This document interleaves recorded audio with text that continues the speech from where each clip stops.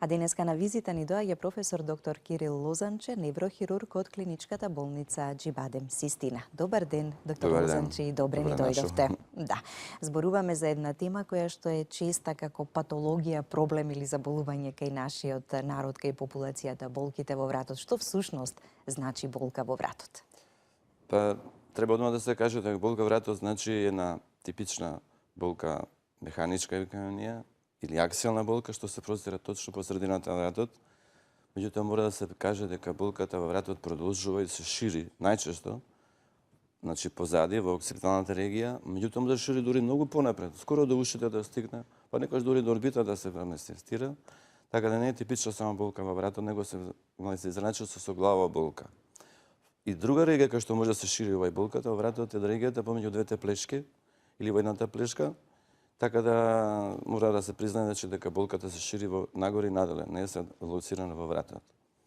Болката во вратот треба да се разликува од болката во раката, која што може да биде поврзана, а може да не биде поврзана, може да е само болка во раката.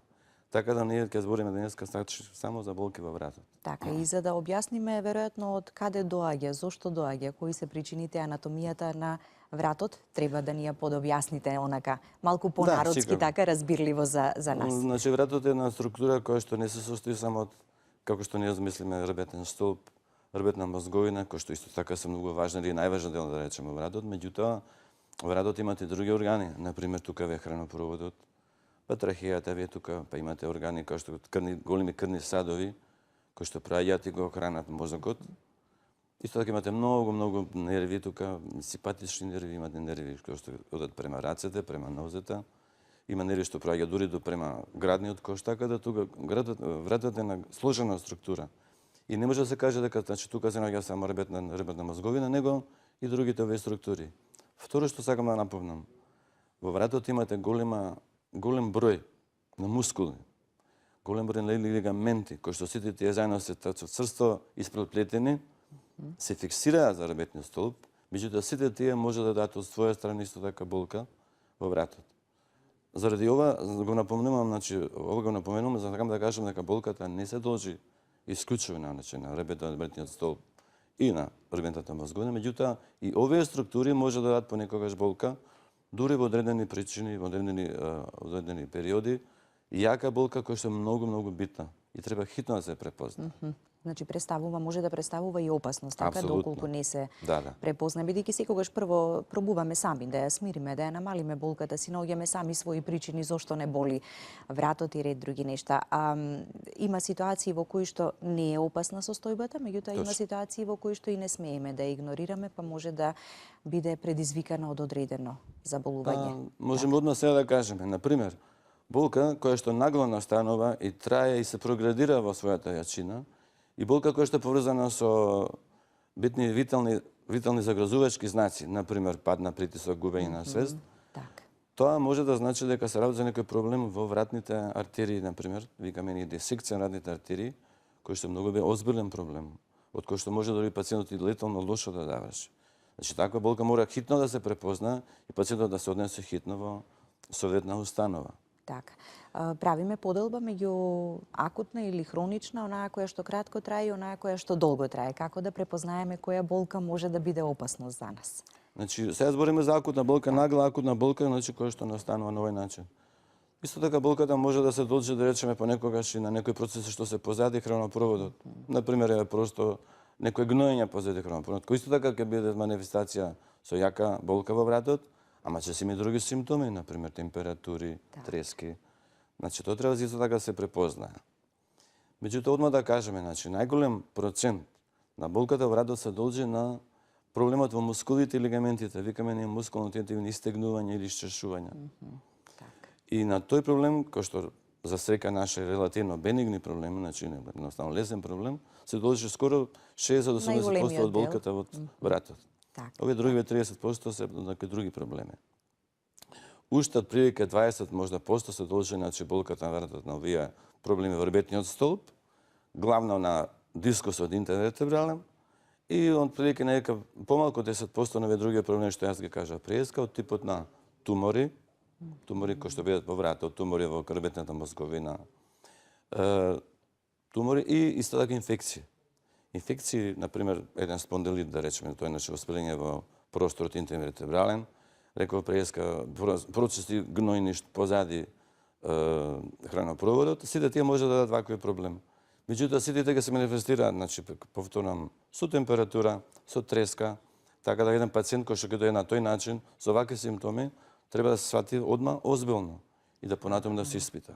Исто така пациент кој што ќе дојде со некои викаме неуролошки испади, тоа значи дека има зафатеност на медула, на кичмената мождина, рветната мозговина.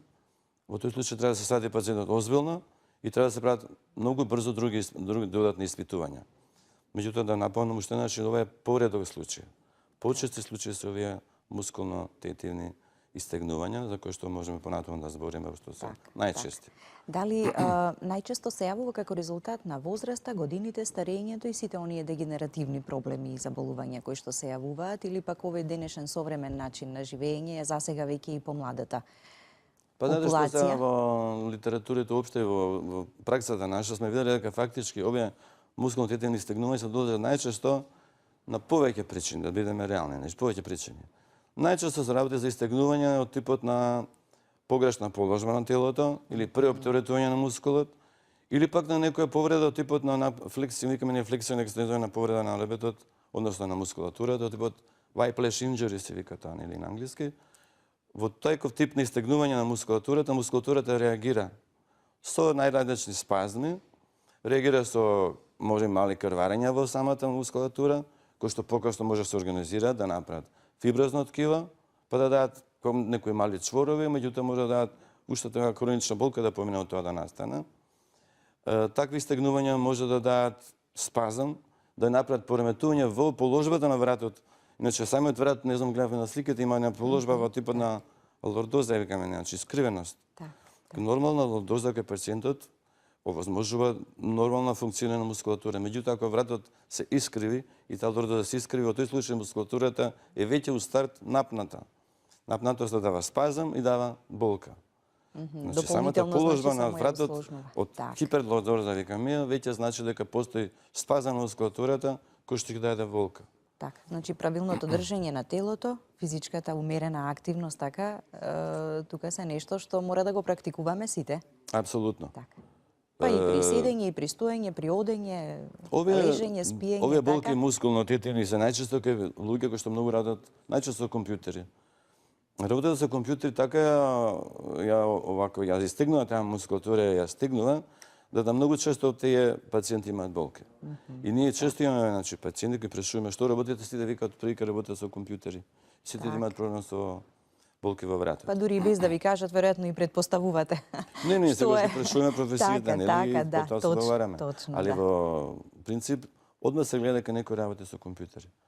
У секој случај, положба, трајна положба, повеќе време или повеќе денови, иста положба нормално ќе го упропасти вратната мускулатура.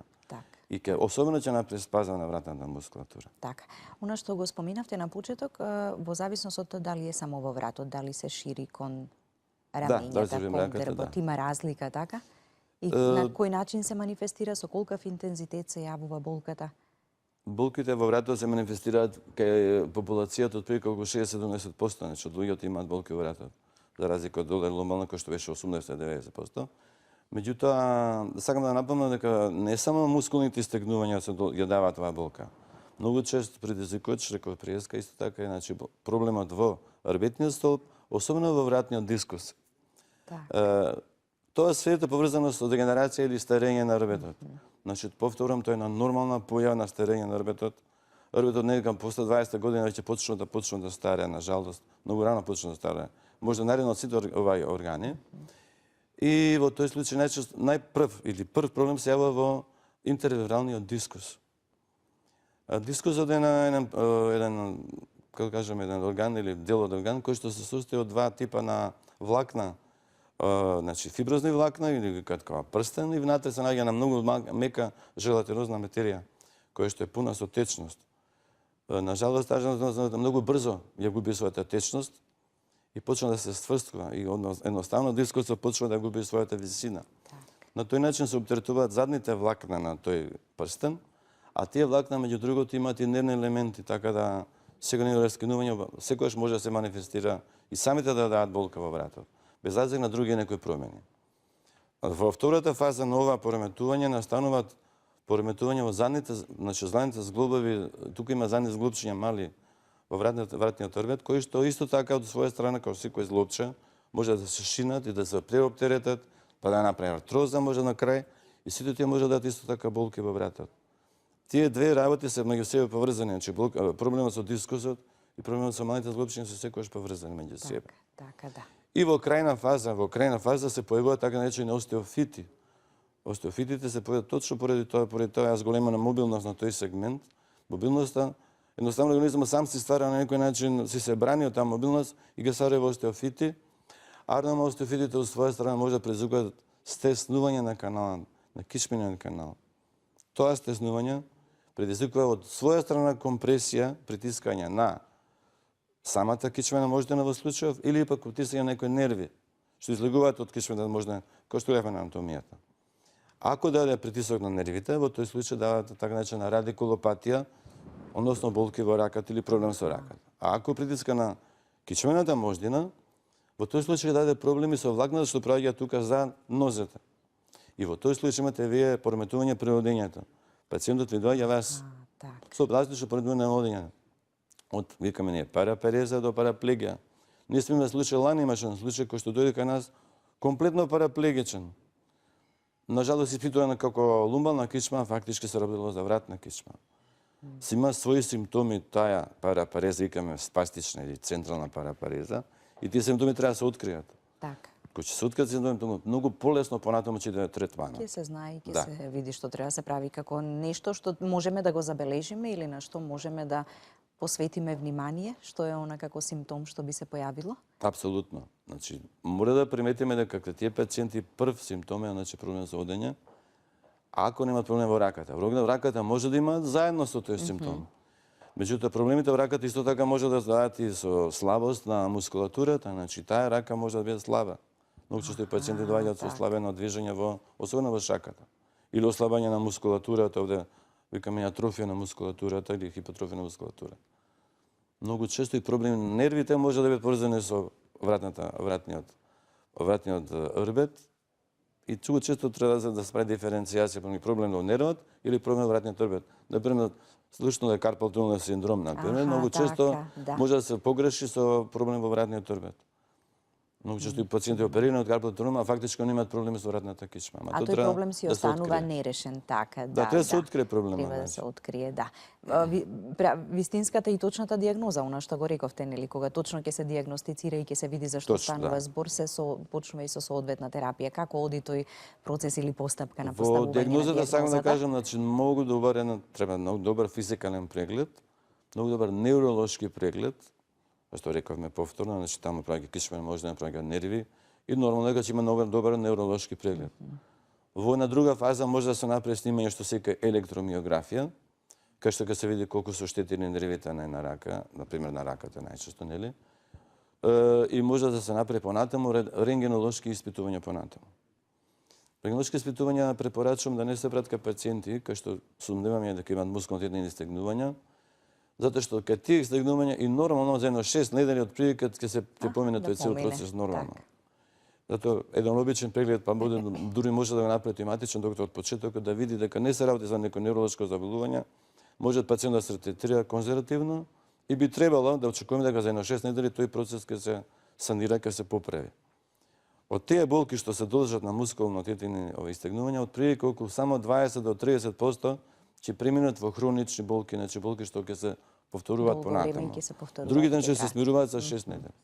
А ако тие пациенти немаат смирување на такви симптоми за 6 недели, би било добро да се прегледат од некој подобар специјалиста, најдобар некој спинален хирург, и да се направат додатни испитувања, како што реков ЕМГ, меѓутоа и додатни радиолошки испитувања. Мислам да треба одма да дефинираме. Значи, најбитни испитувања после 6 недели би требало да биде магнетна резонанца. Не би требало да се оптеретуваме со пациенти да ги праќаме на обични снимања рентгенски или пак на компјутеризирана томографија, зашто дефинитивно златен стандард за вратен орбет е значи магнетна резонанца. Не само што ќе ни покаже проблемите во тие меките ткива, особено во дискусот, кој што е најчест предизвикач на овие болки од вратниот хрбет, меѓутоа ќе ни покаже и други пореметувања од типот на проблеми во кичмата мождина, ние ги викаме миелопатија. Значи, еден, да речеме, диск или остеофит може да притисне врз самата кичмена мождина и да даде нејзино оштетување. И тоа многу убаво се гледа на една тегва секвенца на резонанца, во вид на едно поле, кое што секако ќе ни покаже дека точно е оштетен тој дел од кичмена мождина. Нормална ствар, кога постои миелопатија, дека најдобро решение е да се направи декомпресија. Хируршка декомпресија. Хируршка, така, да. За хируршката интервенција, по-детално и убаво ќе објасниме малку подоцна, да ги вклучиме и гледачите, да ги слушнеме нивните прашања, дали ја чувствуваат болката, каква болка и како да го добијат советот и препораката од ваша страна. Добар ден, повелете. Добар ден. Ве слушаме. Поздрав до емисијата.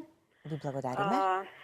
Јас имам премногу болки во вратот, меѓутоа сум оперирана од C6, C7.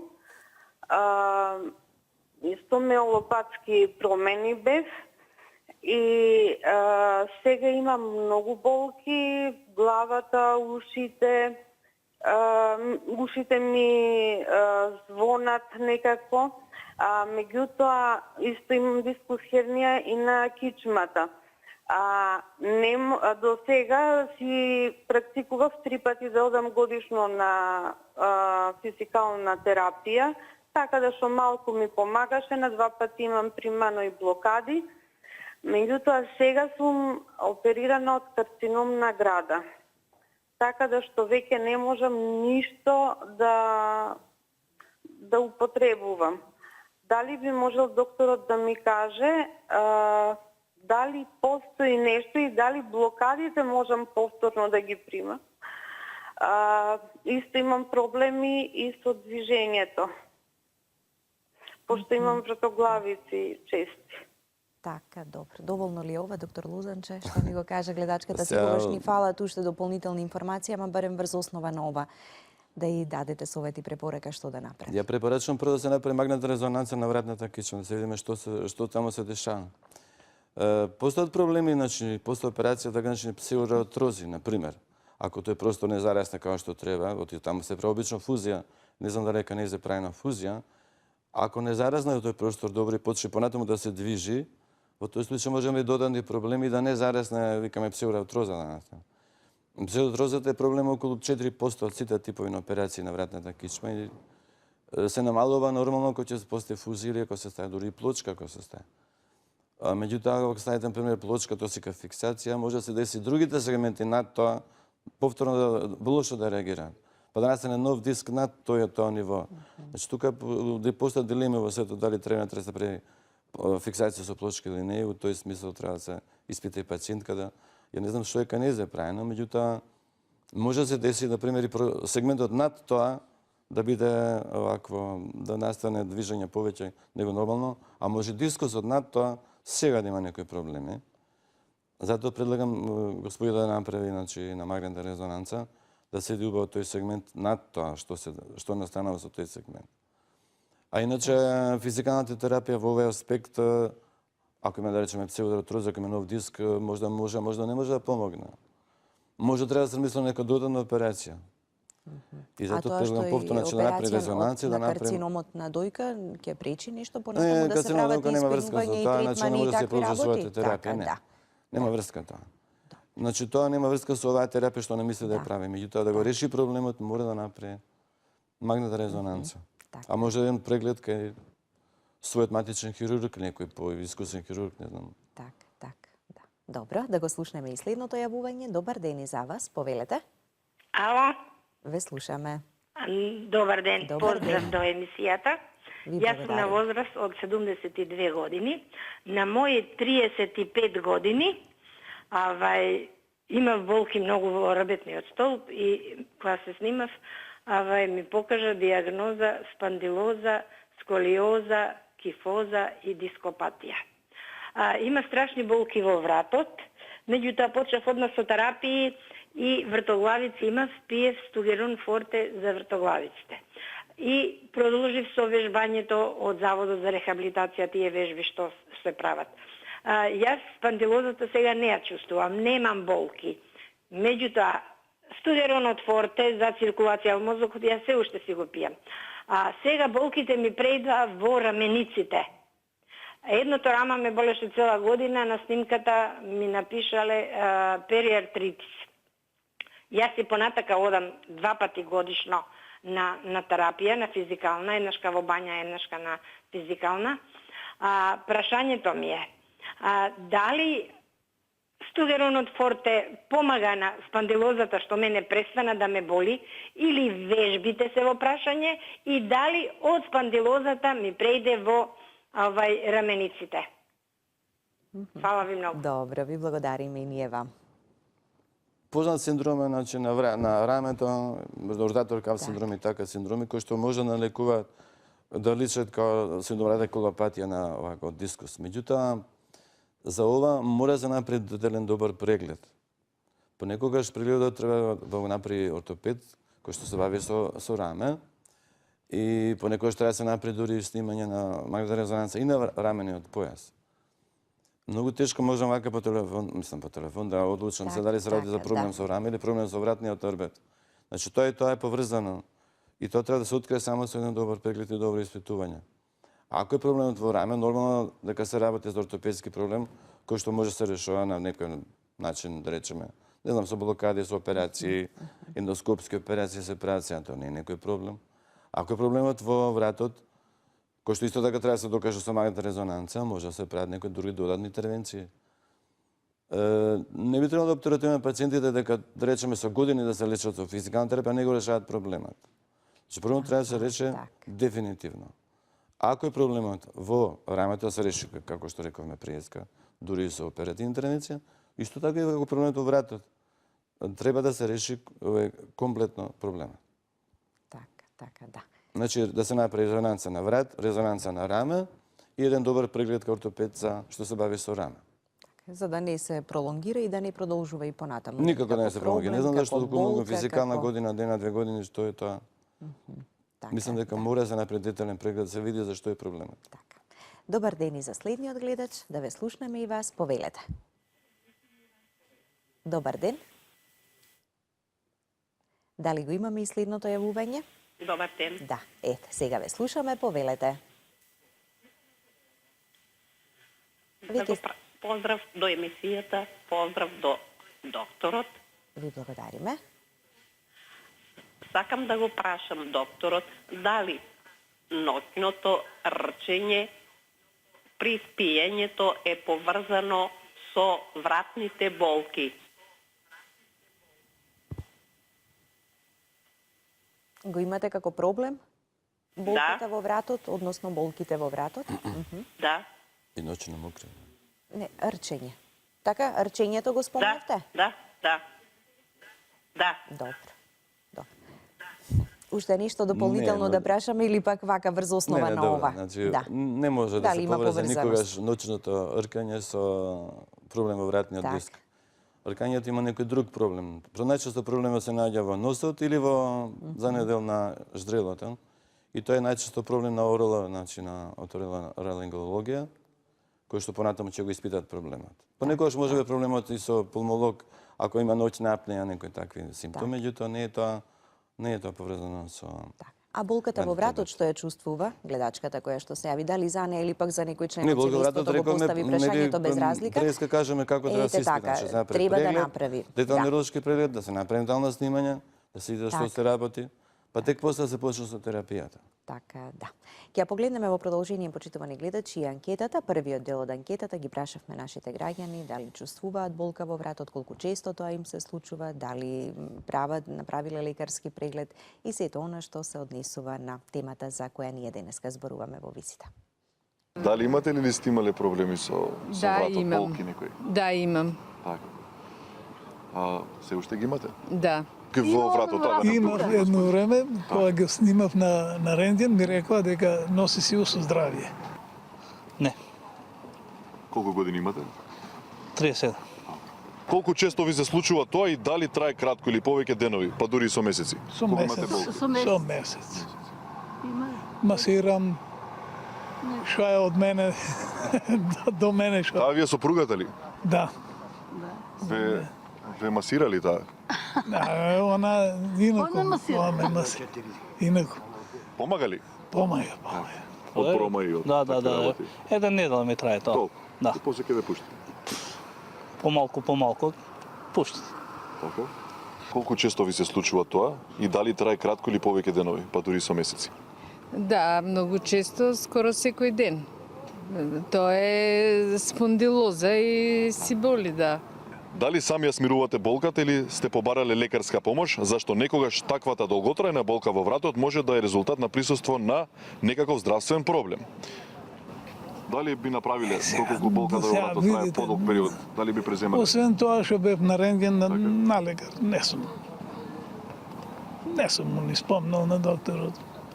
На рентген, не? Така, само си поминува некојаш. После ми не сме толку за... Се отбале се. Сега на крајот, сега секи е требало. Не. Да. Да, бараме помош од лекарите, мора да имаме помош од лекар, дека не знаеме сами како да реагираме на болката. Мора да имаме помошни лекар. Со некои масти, улиња, дома не се страдувате сами на своја рака? Не, више тоа стара традиција, него немаме више сега И бабини лекови, не? немаме тоа више тоа традицијата. Иначе бараме од докторите помош. Дали сами ја смирувате болката или сте побарале лекарска помош? Зашто некогаш таквата долготрајна болка во вратот може да резултира со присуство на некаков здравствен проблем. Дали би направиле преглед доколку болката во вратот трае подолг период? Сум била, да, и на рентген, тоа е спондилоза и треба физикална терапија, друго ништо. Тоа мастер не смее да го пипка, не? Не знам, не ми е кажано. Не ми е кажано. Така, речиси сите наши анкетирани граѓани споменаа дека имаат болката во вратот, дали Да, со многу помал, често, дали да. со поголем интензитет, почесто, поретко се смирува, па повторно се јавува, па и спондилозата, нели, која што речиси да нема човек можеби на тие години кои што го нема проблемот со тоа. Значи, треба да кажем уште еднаш. Дегенерација на ребетот настанува многу рано, настанува околу 20 година. И скоро сите луѓе имаат некои проблеми со ребетот, барем еднаш во текот на својот живот. И тоа не е ништо чудно. Би требало да се пази значи, на тие јаки симптоми и на пациенти што имаат невролошки испади. Тие пациенти треба обавезно да направат испитување понатамошно. Значи, болката во вратот придружена со оние дополнителни симптоми, Значи, дополнителни симптоми, може некој болка вратот исто така, после травма, например, после сообраќајни несреќи имате јака болка во вратот, тоа мора да се испита понатаму. Второ, болка во вратот придружена со слабење на пациентот многу слабе, болката трае стално, болката го боли особено навечер кога спие, што е невообичаено за механичката болка. Тоа би требало да ме посумнува дека може да се разработи некој тумор, например, во вратниот трбет или тумор во вратната мозговина. И на крај, температурата исто така е многу битна знак, или рековме, може да е знак на некоја воспалителен процес, што би требало исто така да се испита. Овие треба да се испитат многу брзо, многу хитно. Така, има овие другите разлика што дали се во обични мирување, при спиење е присутна болката или пак во текот на денот кога ги Значи, имаат и болка во другите вратот, што викаме активности? механичка, таа најчестата болка, таа се дешава, таа настанува кога имате активност, кога сте ви активни. Така, значи не треба кога мируваме, така да не Таа би требало да се смири, кога ќе легнете вие, треба да се смири Да, таа болка. да. И вечено и најчесто се смирува. И така се лечи у првата фаза од сите овие акутни болки, така се лечат. Со мирување, со лежање. Некој става шанса во крвата, тоа исто така да мирува вратниот трбет. Со самото мирување се смири болката. Меѓутоа, болка кога не се смирува, кога трае поише од 6 недели, например, тоа веќе стварно треба да биде некој озбилен проблем и треба да се испита исто така. Така, Значи, треба тоа е да таа се поента на тоа испитување. Така, да. Откако веќе ќе се постави точната диагноза, за што станува збор, со каков третман, секогаш ли со конзервативниот третман и со лековите и терапијата физикалната се почнува, за да се види каков ефект ќе се постигне? Бидејќи болката е секогаш, викаме, не е мултифакторијална. Во таа болка се исто така влегуваат некои биохемиски процеси, биомеханички процеси, така да сите овие болки добро реагираат во првата фаза на давање на лековите, викаме ние нестероидни аналгетици, нормално. Во таа прва фаза исто така пациентите добро ќе реагираат на мирување, значи на одмор, одмарање, да нема да враат повторно на својата поранешна работа, кај што е нормално има таа болка. И исто така помагаат упатување понатаму на физикална терапија. Физикална терапија може да е најразлична. Значи, вежби, наразлични масажи, топло, ладно, понекогаш некои струи, може со тракција исто така понекогаш, особено кај болки во дискусот, кај што дискусни болки кои што немаат дискус хирни, него имаат чисто болки во дискусот, може тракција да помогне кај врат, особено во вратниот орбет. Исто така масажи исто така може да помогнат во тој случај. Акупунктури, не знам, тоа се може да помогне. Меѓутоа, во одреден дојден случај кога ова не помогна и кога трае повеќе од 6 недели, мора да се помисли понекогаш и на хируршки процедури. Кои што се може да најразлични процедури, али треба да се помисли на тоа. Особено, повторувам, ако имате невролошки испади, со нозе, со мочење, со дефекација, ако имате проблем, например, со рацете, славење на некоја мускулатура, може да се движи со раката, тоа се треба да лезе во не можеме да имаме контрола. Што порано диагностицирано и порано да се реши проблемот. Зашто мора да памтиме на работа. Ако веќе започнало, она што имаме преска миелопатија или оштетување на нервот, ако тоа веќе започнало и трае долго време, што подолго трае, толку полошо за после операција за нашиот исход. Значи, пациент кој што имал испад претходно и требал повеќе од, не речеме, од 6 недели или повеќе од 2-3 месеци, многу тешко ќе се поправи после до крајната фаза. Значи, тој пациент обично и после операција може да има проблеми, викаме невролошки, значи, со нозе, со раце, со мускулатура. Дури и со проблеми со мокрењето. Значи, понекогаш не се поправи ни мокрењето ако вие касно го оперирате тој пациент. Да не се човека, значи, хирургијата ќе направи чуда ако тој пациент долго време чекал. Значи, што порано да се диагностицира, што порано да се реши проблемот, толку подобро и за нашиот и за исходот на пациентот. Така, и секогаш ние како пациенти кога го имаме проблемот, прво сакаме на друг начин да пробаме, плашејќи се од самиот чин на операцијата, хирургијата, меѓутоа денеска веќе има и многу современи методи, начини така за да се да, денеска имате начини, имате и минимални инвазивни методи, што значи самата хируршка интервенција, нели малку еве да ги охрабриме сите оние кои што го имаат проблемот навреме да можат да го решат истиот. Значи хируршката интервенција значи во просто кажано, пристап до најчесто хируршката интервенција се дължи на пристап до дискусот. Дискусот во најголем број на случаи е дегенериран, значи тој едноставно нема никаква функција.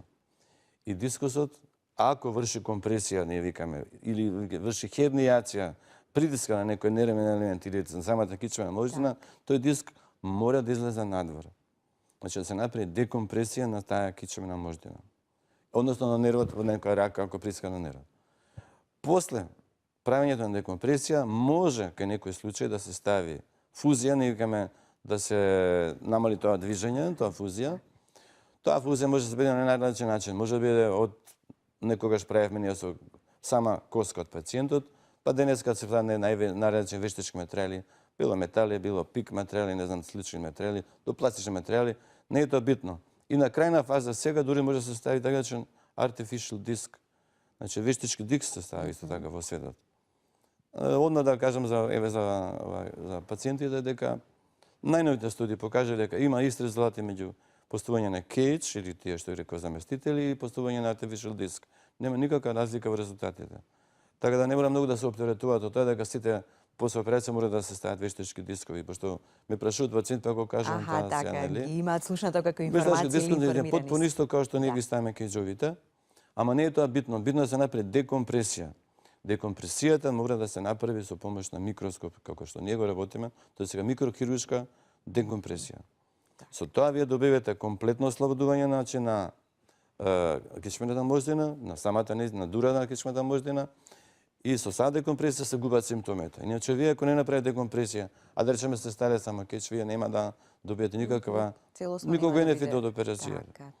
Дури понекогаш се дешава кај млади луѓе, вие да го извадите дискот, дури да ништо да не ставите, он ќе има добар резултат.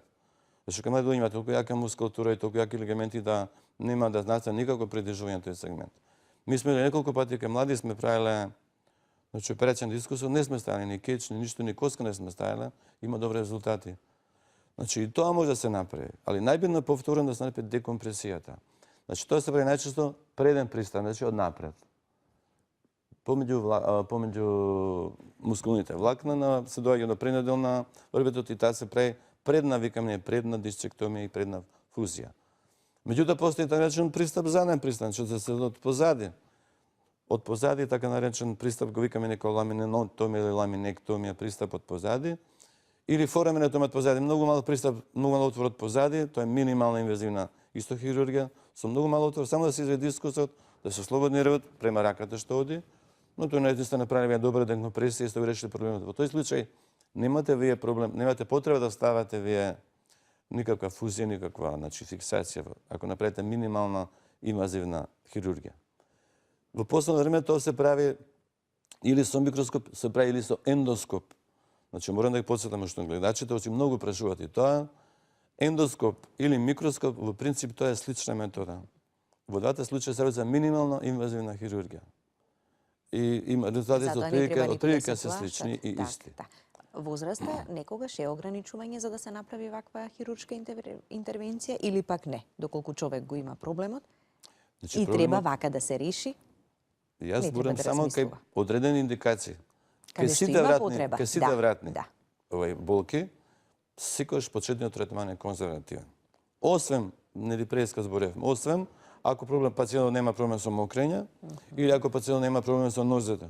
Значи ако не настана веќе миелопатија. Во тој случај не би требало многу да се чека, треба да се направи, рековме преска, што побрзо декомпресија. Значи кога што има компресија, мора да се направи декомпресија, многу едноставно. Од вашата секојдневна пракса навреме доаѓаат или пак малку во некоја подоцнежна фаза кога веќе ги имаат и поизразени симптомите, па веќе и потешкоти се појавиле? Ви кажа преска, пациент година дена не може да оди, па дури после година дојде за операција за што не може да оди, зашто се работи што за вратен дискус и миелопатија вратна.